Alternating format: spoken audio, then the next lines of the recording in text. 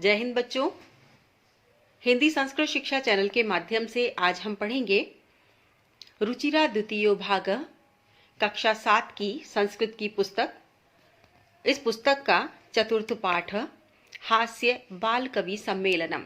सबसे पहले इस पाठ के शब्दार्थ देखेंगे।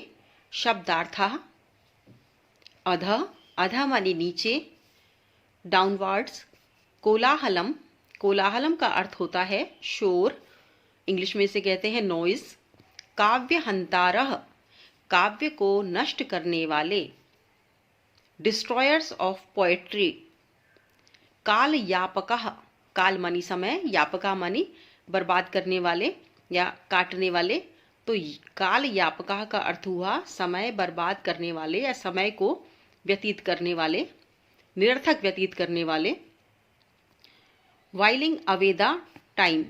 धुरंधरः, धुरंधरः का अर्थ है अग्रणी या श्रेष्ठ या किसी क्षेत्र में महारत हासिल करने वाले। The best. एही, एही मानी आए, आइए, प्लीज कम। करतल ध्वनिना, करतल यानी हथेली से जो ध्वनि उत्पन्न होती है उसे हम कहते हैं करतल ध्वनिना, तालियों से। With clapping sounds. अरसिकेभ्य, नीरस जनों को। टू द डिसइंटरेस्टेड पर्सन, यानी वे व्यक्ति जिन्हें किसी भी चीज में रस नहीं आता, आनंद नहीं आता। साहित्य में, काव्य में इत्यादि जो रस युक्त चीजें हैं या जो साहित्य, काव्य इत्यादि जो मनोरंजक बातें हैं उनमें उन्हें रस नहीं आता, आनंद की अनुभूति नहीं होती, उन्हें अरसिकेभ्य कहा गया है। स्वकीयम, स्वकीयम यानी अपने, ओन। मादृशा यानी मेरी जैसे, लाइक मी। हस्तलाघवम, हस्तलाघवम यानी हाथ की सफाई, हैंड्स वर्क। तुंदस्य, तुंदस्य मतलब तोंद के। एनलार्ज्ड बेली। आवर्तयन, आवर्तयन यानी फेरता हुआ। पुटिंग हैंड्स ऑल ओवर यानी चारों तरफ हाथ फेरता हुआ। धार्यताम का अर्थ है धारण करें। Please bear. परान्नम, परा प्लस अन्नम, दूसरों के अन्न को। Others food. पौष्टिकः, पुष्टि देने वाला, नरिशिंग। प्रत्यर्पणम, प्रति अर्पणम, इसका अर्थ है लौटाना। रीपेइंग। अवशिष्टम, अवशिष्टम का अर्थ है बचा हुआ, शेष, रिमेनिंग। उत्प्रेरित, उत्प्रेरित का मतलब है प्रेरित होकर। Being inspired. श्रावयति, सुनाता है। रिसीट, भोज्य लोलुपम, खाने का लोभी। ग्रेडी for food, greedy for food. तो ये है इस पाठ के शब्दार्थ। अब हम इस पाठ का हिंदी अनुवाद करेंगे। विविध वेशभूषाधारिणः चत्वारः बालकवयः मंचस्य उपरि उपविष्टा सन्ति। अनेक प्रकार के वेशधारी यानी अनेक प्रकार की वेशभूषा से सुसज्जित 4 बाल कवि मंच के ऊपर उपविष्टा सन्ति यानी बैठे हुए हैं। अध मानी नीचे, श्रोतारः मानी सुनने वाले, श्रोता। हास्य कविता श्रवणाय, हास्य कविता सुनने के लिए उत्सुका सन्ति, उत्सुक हैं। कोलाहलम च कुर्वन्ति, शोर कर रहे हैं। यानी कई प्रकार की वेशभूषा पहने हुए 4 बाल कवि मंच के ऊपर यहाँ बैठे हुए हैं और नीचे यानी अधा मानी नीचे श्रोतारः, श्रोतागण हास्य कविता सुनने के लिए उत्सुक है, व्याकुल है, इसलिए कोलाहल कर रहे हैं। संचालकः, संचालक कहते हैं अलम कुल कोलाहलेन, अलम कोलाहलेन अर्थात शोर मत करो। अद्य परम हर्षस्य अवसरः, आज बहुत ही खुशी का अवसर है। यत् अस्मिन् कवि सम्मेलने, जब हमारे कवि सम्मेलन में, कि हमारे कवि सम्मेलन में काव्य हंतारः, काव्य को नष्ट करने वाले, काल यापकाश्च, समय को बर्बाद करने वाले, भारतस्य, भारत के, हास्य कवि धुरंधरा समागता, हास्य कविता के क्षेत्र में धुरंधर कवि आए हुए हैं। समागता संति, आए हुए हैं। एहि आइए करतल ध्वनिना वयम एतेषां स्वागतम कुर्मः। आइए करतल ध्वनिना यानी तालियों की गड़गड़ाहट के साथ हम इनका स्वागत करें। गजाधर, गजाधर कहते हैं सर्वेभ्यो अरसिकेभ्यो नमो नमः। सभी अरसिकों को मेरा नमन है, मेरा प्रणाम है। अरसिक, अरसिक वो जिन्हें काव्य में, साहित्य में कोई आनंद नहीं आता, कोई रुचि नहीं होती, कोई रस नहीं आता, उन्हें अरसिक कहते हैं। प्रथमम तावत अहम आधुनिकम वैद्यम उद्देश्य।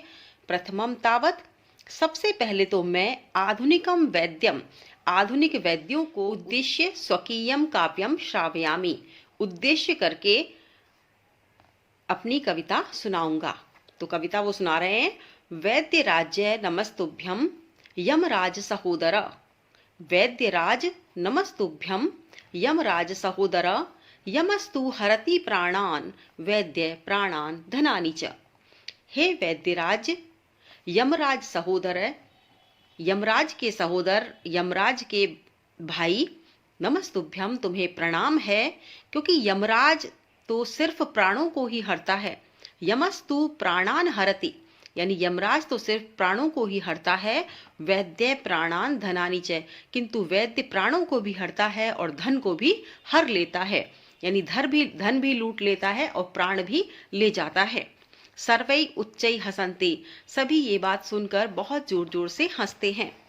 कालांतकः, अब कालांतक कवि कहते हैं अरे वैद्यास्तु सर्वत्र, वैद्य तो सर्वत्र सभी जगह हैं, डॉक्टर तो सभी जगह हैं, परंतु न ते मादृशा कुशला, किंतु वो मेरे जैसे कुशल नहीं हैं।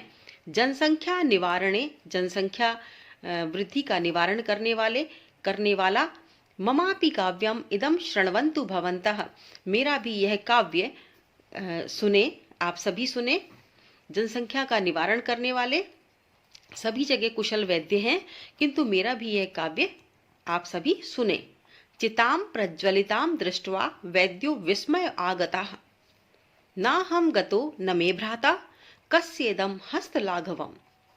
चिताम प्रज्वलिता दृष्टा यानी चिता को जलती हुई देखकर वैद्यो विस्मय आगतः, वैद्य को बड़ा ही आश्चर्य हुआ, बड़ा ही विस्मय हुआ। उसने सोचा ना अहम गतो, ना मैं गया, न मे भ्राता, ना ही मेरे भाई, कस्येदम हस्तलाघवम, ये किसके हाथ की सफाई है। यानी जो व्यक्ति देवलोक गमन कर गया या जो व्यक्ति मर गया वह किस प्रकार से मरा उसे समझ में नहीं आ रहा। वैद्य उसे जलती हुई चिता को देखकर कह रहा है कि मुझे बड़ा ही आश्चर्य हो रहा है। क्यों? क्योंकि ना तो मेरा भाई इसके पास गया, ना ही मैं गया, फिर ये हाथ की सफाई किसकी है। सर्वे पुनः हसन्ति, सभी बाद में पुनः दोबारा से हंसते हैं। अब तुंदिल है। तुंदिल नाम का कवि कहता है तुंदस्य उपरि हस्तम आवर्तयन, अपने तोंद के ऊपर हाथ फेरता हुआ। तुंदिलो अहम भो, मैं तुंदिल कवि हूँ। और तुंदिल को आप नाम यदि हिंदी में लेना चाहें तो पेटू भी कह सकते हैं। तुंदिलो अहम भो, हे मैं तुंदिल हूँ। ममापि इदम काव्यम श्रूयताम, मेरा भी यह काव्य सुने। जीवने धार्यताम च, और जीवन में धारण भी करें। तो क्या काव्य सुना रहे हैं? परान्नम प्राप्य दुर्बुद्धे माँ शरीरे दया कुरु। परान्नम दुर्लभम लोके शरीराणि पुनः पुनः। तो वो कह रहे हैं कि परान्न, हे दुर्बुद्धे, परान्नम प्राप्य माँ शरीरे दयाम कुरु, क्या हे दुर्बुद्धि, है बुरी बुद्धि वाले मनुष्यों, दूसरों का अन्न प्राप्त करके अपने शरीर पर कभी भी दया मत करो। यानी दूसरों का अन्न जब आपको प्राप्त होता है तो भरपेट खाओ, अपने शरीर पर दया मत करो। क्यों मत करो? क्योंकि परान्नम दुर्लभम लोके, दूसरे लोगों का अन्न बड़ी मुश्किल से मिलता है इस संसार में, और शरीराणि पुनः पुनः, शरीर तो बार बार मिल जाता है। सर्वे पुनः अट्टहासम कुर्वन्ति, सभी जोर से अट्टहास करते हैं, जोर से हंसते हैं। चार्वाक, अब चार्वाक कहता है आम आम, हाँ हाँ, शरीरस्य पोषणम सर्वथा उचितमेव, शरीर का पोषण सर्वथा उचित ही है, यानी हमें शरीर का पोषण करना चाहिए। शरीरस्य षष्ठी विभक्ति का रूप है शरीरस्य पोषणम, शरीर का पोषण सर्वथा सभी प्रकार से, उचितमेव उचितम एव एव मनी ही निश्चय रूप से उचित है। यदि धनम नास्ति, यदि धन नहीं है, न अस्ति नहीं है, तदा ऋणम कृत्वा अपि पौष्टिक पदार्थ एव भोक्तव्यः।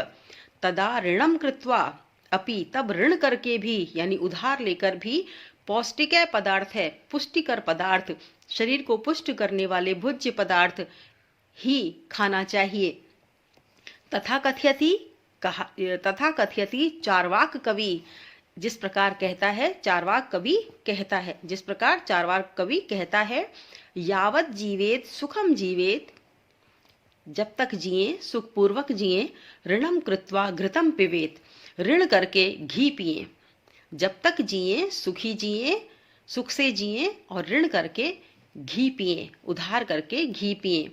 यावत, यावत मनी जब तक, जीवित मनी जिए, सुखम सुख से जीवित जीना चाहिए, ऋणम यानी उधार लेकर, ऋण करके, ऋणम कृत्वा ऋण लेकर उधार करके, घृतम यानी घी, पिबेत यानी घी पिए। ऐसा माना जाता है कि घी सबसे महंगा होता है, तो घी का अर्थ है भोज्य जो पदार्थ होते हैं, जो पुष्टिकर पदार्थ हैं, वे सभी जो घी युक्त पदार्थ हैं वे सभी खाना चाहिए। तो यहाँ कहा है कि जब तक जिए सुख से जिए, ऋण करके घी पिए। श्रोता रहे, सभी श्रोताएं कहते हैं, तरहि ऋणस्य प्रत्यर्पणम कथम, तब ऋण का प्रत्यर्पण किस प्रकार से होगा, अर्थात जो उधार लिया है उसे चुकाएंगे कैसे। तरहि मानी तब, उधार को चुकाएंगे कैसे। तो चार्वाक कहता है, श्रूयताम मम अवशिष्टम काव्यम, सुनो मेरा बचा हुआ काव्य, यानी मेरी शेष बची हुई कविता सुनो। घृतम पीत्वा श्रमम कृत्वा ऋणम प्रत्यर्पयेत जनः, यानी घृतम पीत्वा घी पीकर, श्रमम कृत्वा श्रम करके, परिश्रम करके, मेहनत करके, प्रत्यर्पयेत जनः उधार जो है वो वापस लोगों को कर देंगे। यानी घी पीकर मेहनत करें और मेहनत करके उधार चुका दें। काव्य पाठ श्रवणेन उत्प्रेरित है, काव्य पाठ से, काव्य पाठ को सुनकर प्रेरित हुए एक बालको अपि, एक बालक भी आशु कविताम रचयति, एक बालक भी आशु कविता रचता है, लिखता है। हास पूर्वक च श्राव्यति, और हंसी के साथ सुनाता है, हंसता हुआ सुनाता है। आशु कविताम रचयति, आशु कवि कौन होता है, आशु कवि वह होता है जो उसी समय कविता रच देता है, बना देता है, उसे हम आशु कवि कहते हैं। बालक है, बालक कहता है, श्रूयताम सुने, श्रूयताम भो, हे सुने सुने, ममापि काव्यम, मेरा भी काव्य, मेरी भी कविता सुने, हे मेरी भी कविता सुने। गजाधरम कविम चैव तुंदिलम भोज्य लोलुपम, कालांतकम तथा वैद्यम चार्वाकम च नमाम्यहम। गजाधरम, गजाधर को, गजाधर कवि को, गजाधरम कविम, गजाधर कवि को, च एव और, तुंदिलम भोज्य लोलुपम और तुंदिल जो भोजन के लालची हैं उनको, कालांतकम कालांतक को, तथा वैद्यम चार्वाकम और वैद्य चार्वाक को मैं नमन करता हूँ, नमस्कार करता हूँ। काव्यम श्रावयित्वा, कविता को सुनकर, हा हा हा हा इति कृत्वा हसति, और कविता सुनाकर हा हा हा हा इस प्रकार से जोर से हंसता है। अन्य चापि हसन्ति, और सब भी हंसते हैं। सर्वे गृहम गच्छन्ति, सभी अपने घर चले जाते हैं। अब हम इस पाठ के अभ्यास प्रश्न करेंगे। प्रथम प्रश्न है उच्चारणम कुरुत, इन शब्दों का उच्चारण करेंगे। ये सभी अव्यय शब्द हैं। अव्यय शब्द किन्हें कहते हैं, इसकी परिभाषा इस पाठ के बाद में योग्यता विस्तार में दी गई है, तो उसकी भी हम चर्चा करेंगे। उच्चारण करेंगे सबसे पहले, उपरि, अधः, उच्चै, नीचै, बहिः, अलम, कदापि, अन्तः, पुनः, कुत्र, कदा, एकदा। प्रश्न संख्या 2 है, मंजूषात अव्यय पदानि चित्वा वाक्यानि पूरयत, यानी इस मंजूषा से, इस बॉक्स से, इस पेटिका से आप शब्दों का चयन करें। अव्यय शब्द दिए हुए हैं और इन्हें वाक्यों में जहाँ खाली स्थान है वहाँ पर भरकर वाक्य पूरे करने हैं। क है, वृक्षस्य खगा वसंती, वृक्ष में कहाँ रहते हैं खग पक्षी, ऊपरी, तो यहाँ लिखेंगे ऊपरी। वृक्षस्य उपरि खगा वसन्ति। अब आएगा विवादेन, तो यहाँ शब्द आएगा अलम, अलम विवादेन। वर्षा काले गृहात् मा गच्छ, तो यहाँ आएगा वर्षा काले गृहात् बहि मा गच्छ।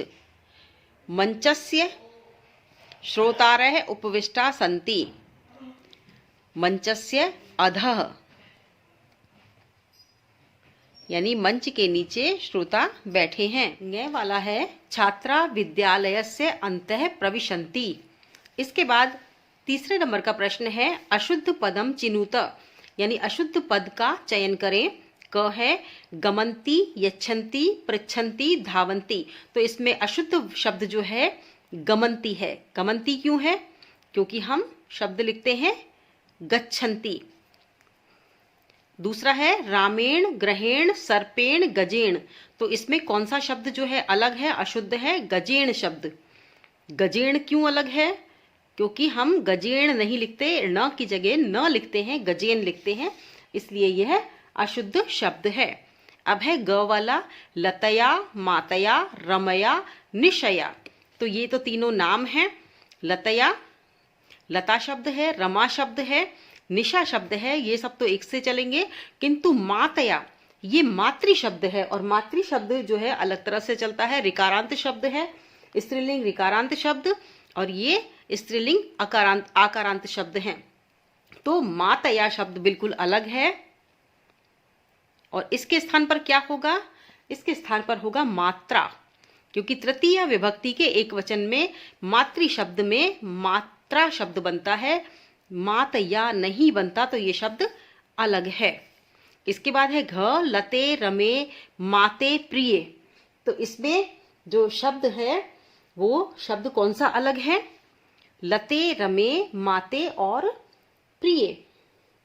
तो इसमें भी जो शब्द है वो शब्द है अलग शब्द जो है वो है माते।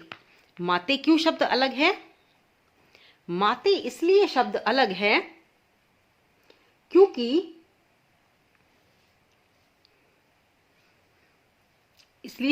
क्योंकि संबोधन में हम लता को हे लते, हे रमे, हे प्रिय इस तरह से कहते हैं, किंतु हम हे माते नहीं कहते, बल्कि हम हे माता कहते हैं, इसलिए ये शब्द अलग है। अब न वाला है लिखति, गर्जति, फलति, सेवति। शब्द सारे एक से लग रहे हैं, ऐसे लग रहा है लटलकार में बने हुए सारे शब्द हैं, किंतु इनमें अंतर क्या है? अंतर यह है कि सेवति शब्द अलग है। सेवति, इसमें गमंती अलग था, इसमें गजेण अलग था, इसमें मातया अलग था, इसमें माते अलग था, इसमें सेवती अलग है। सेवती क्यों अलग है? क्योंकि ये तीनों शब्द जो हैं ये तीनों धातु रूप हैं, और धातु रूप जो है आत्मनेपदी हैं। यानी तीनों धातु रूप जो हैं वो हैं परस्मयी पद, और सेवती जो धातु रूप है ये है आत्मनेपद।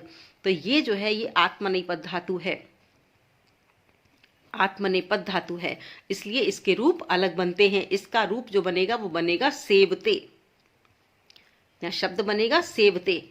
अब इसमें भी मैं लिख देती हूँ, इसमें बनेगा हे माता, और इसमें जो बनेगा हे मात्रा, इसमें मात्रा शब्द बनेगा, और इसमें बनेगा गजेण, गजेण की जगह गजेन, और इसमें बनेगा गच्छन्ति। तो जो सही रूप है वो ये हैं, इसलिए ये शब्द अलग हैं, गलत हैं, इन पर आप सर्किल बना सकते हैं। ये शब्द एकदम अलग हैं और गलत हैं। एक बार इनको पुनः देख लें आप, कौन कौन से शब्द गलत हैं। गमंती शब्द गलत है क्योंकि इसके स्थान पर बनेगा गच्छन्ति। गजेण शब्द गलत है क्योंकि इसके स्थान पर बनेगा गजेन। मातया शब्द गलत है क्योंकि इसके स्थान पर बनेगा मात्रा। माते शब्द गलत है क्योंकि इसके स्थान पर बनेगा संबोधन में माता। और सेवती शब्द गलत है क्योंकि ये आत्मनेपद धातु है, इसलिए ये सेवते की तरह चलेगी। तो ये हुआ हमारा तीसरा प्रश्न। अब है चौथा प्रश्न। मंजूषात समानार्थक पदानि चित्वा लिखत। मंजूषा से, इस बॉक्स से, इस पेटिका से आप समानार्थक शब्द चयन करके लिखें। तो प्राप्य, प्राप्य मानी प्राप्त करके, और यहाँ शब्द दे रखा है लब्ध्वा। लब्ध्वा का मतलब भी यही होता है प्राप्त करके। कुशला, कुशला मानी किसी कार्य में दक्ष होता है, उसे हम कुशल कहते हैं। यहाँ शब्द है दक्षा, हमने लिख दिया दक्षः, समानार्थक शब्द है। हर्षस्य, हर्ष है खुशी, तो प्रसन्नताया, प्रसन्नताया, खुशी से, हर्षस्य, खुशी की। देहस्य, ये सब, ये हर्षस्य और देहस्य षष्ठी विभक्ति का रूप है। देहस्य मानी देह का, तो शरीरस्य, शरीरस्य, हालांकि देह के और भी बहुत सारे नाम हैं, शरीरस्य हो जाएगा। इसके बाद है वैद्यम। वैद्य को हम क्या कहते हैं? चिकित्सकम। जो चिकित्सा करता है उसको चिकित्सक कहते हैं, और उसी को हम वैद्य भी कहते हैं। वैद्य जो होता है वो आयुर्वेदिक दवाइयाँ देता है। आयुर्वेद में जो चिकित्सक होते हैं उन्हें हम वैद्य कहते हैं, और जो एलोपैथी में चिकित्सक होते हैं उन्हें हम डॉक्टर कहते हैं। तो ये हुआ चौथा प्रश्न। पांचवा प्रश्न, अधोलिखितानां प्रश्नानां उत्तराणि एक पदेन लिखत। नीचे दिए गए प्रश्नों के उत्तर एक पद में लिखिए। मंचे कति बालक वह उपविष्टा सन्ति। मंच पर कितने बालक उपस्थित थे? तो हम लिखेंगे चत्वारः। मंचे कति के स्थान पर लिख देंगे चत्वारः। ऐसे कैसे वाक्य लिखेंगे? मंचे चत्वारः बालक वह उपविष्टा सन्ति, और यहां पर हम क्वेश्चन मार्क नहीं लगाएंगे आंसर में। ख है के कोलाहलम कुर्वन्ति। तो कौन कोलाहल कर रहे थे, कौन हल्ला मचा रहे थे? हम लिखेंगे श्रोतारः। श्रोतारः कोलाहलम कुर्वन्ति। गजाधरः कम उद्देश्य काव्यम प्रस्तौति। गजाधर ने किसको उद्देश्य करके काव्य प्रस्तुत किया? कम के स्थान पर हम लिखेंगे वैद्यम। यहां दय को लिखने में ध्यान रखना, आप विद्यालय वाला दय लिखना है, ध नहीं लिखना है, क्योंकि ध भी तीन तरह के होते हैं। देखिए वैद्यम, इसमें दय और ये मिला हुआ है, तो ये वैद्यम हो जाएगा। हम ध भी कई तरह से लिखते हैं, ध ऐसे लिख देते हैं, घ ऐसे लिखते हैं, ध्य ऐसे लिखते हैं।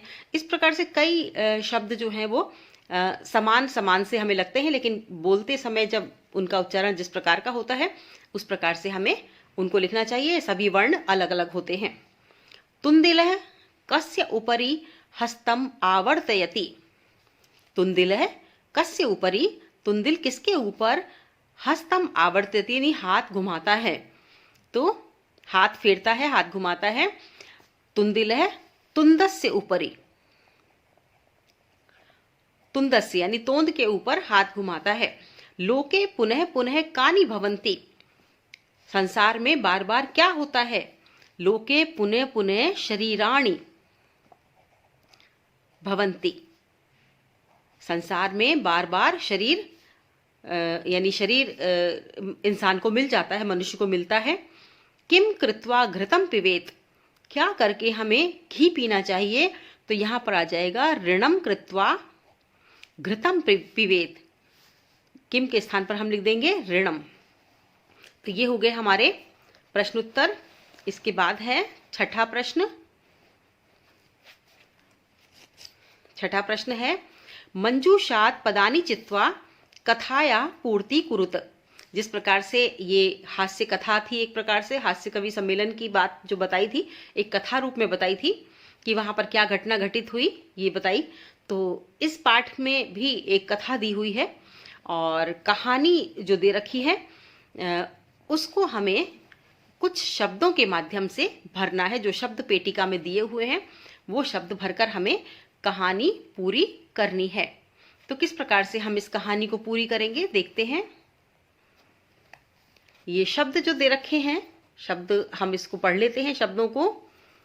नासिकायामेव वारं वारं खड्गेन दूरम मित्रता मक्षिका व्यजनेन उपाविशत छिन्ना सुप्तः प्रियः।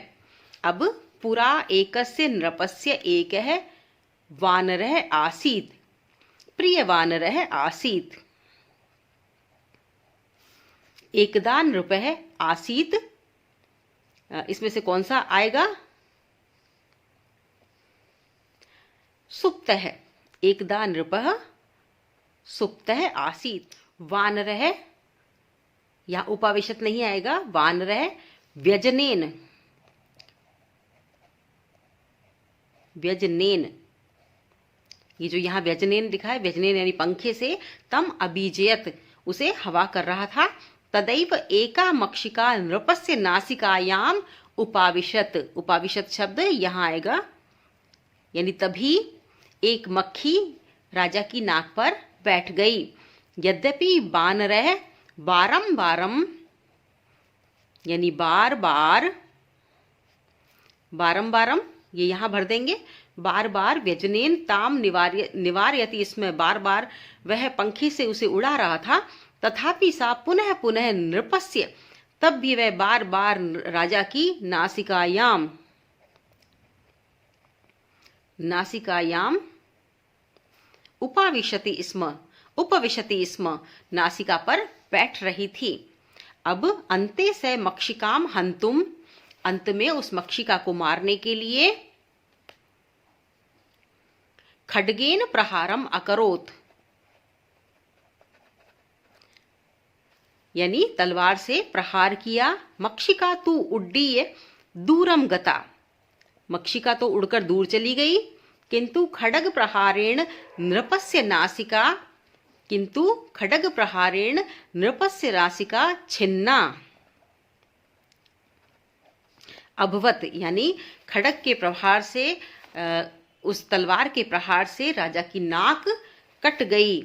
तो अब यहाँ कहा गया है मूर्ख जनई सह नोचिता किम न उचिता, मूर्ख जनई सह किम न उचिता, मूर्ख जनई सह मित्रता नोचिता, यानी मूर्ख लोगों के साथ मित्रता उचित नहीं है। इसके बाद एक और प्रश्न है, 7वें नंबर का प्रश्न, विलोम पदानी योजयत, यानी विलोम पद आपको आपस में मिलाने हैं। अधः का क्या मतलब होता है? अधः का मतलब नीचे, तो इसको हम विलोम पद से मिलाएंगे। विलोम पद क्या होगा इसका? अधः का विलोम पद होगा ऊपरी, यानी ऊपर। अंतः का क्या होगा? अंतः मतलब अंदर, और बही का मतलब बाहर। इसके बाद है दुर्बुद्धे, दुर्बुद्धे यानी बुरी बुद्धि वाला, तो हम इसको मिला देंगे सुबुद्धे, सुबुद्धि वाला, अच्छी बुद्धि वाला।